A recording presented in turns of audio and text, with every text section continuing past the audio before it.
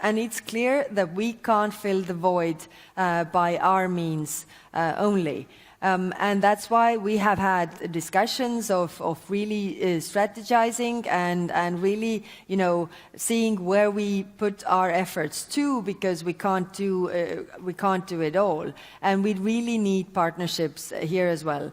But saying that, we are there for our partners, and we are not withdrawing. We are the reliable, the credible, and predictable partner for all our countries that we work with. But at the same time, I think what is very important in this geopolitical shift is also to understand all those countries that we are helping. We also have worries. We also have interest. And that's why we also ask from you and all those countries that we help to cooperate with us when it comes to these big shifts. And then the tough love question. It's love, nevertheless, so it's better than no love. Of course, we are doing our share, and maybe also Europe needed some, waking up. There are different countries in Europe, and some of us have realized long time ago that we need to invest in defense because, you need to invest in defense when you don't need it, when you actually have peacetime, because when you need it, it's too late. Now other countries have realized that as well, and that is a good thing. We are doing more. But what I want to stress is that the security of Europe and the security of Indo-Pacific is very much interlinked.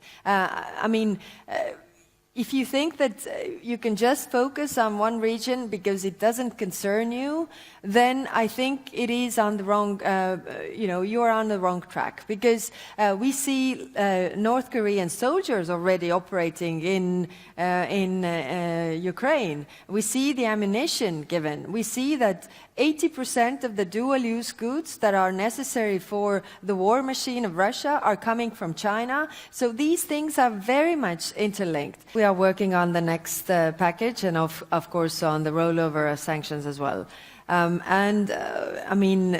Seeing that sanctions actually work when we see the intelligence of how the Russian economy is doing, in reality, then they are working, and we are hitting a point where the warehouses have been depleted. It's clearly right now, as I said, as Russia does not want war, want peace, then it's clear that whoever has the more stamina wins the war as well, and so there are different outcomes, and of course.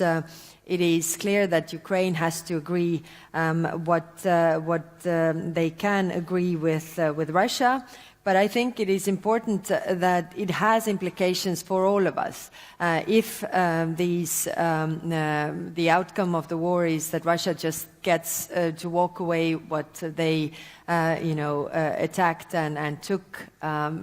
Not in accordance with the international law. And we were occupied by Russia and Soviet Union for 50 years.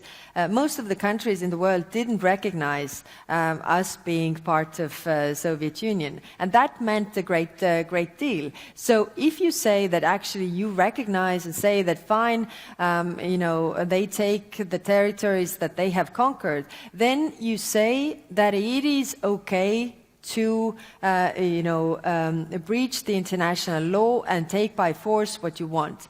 And this is dangerous, like I say, to everybody. No border is safe. On the Chinese growing economic influence, I think this is a super important point.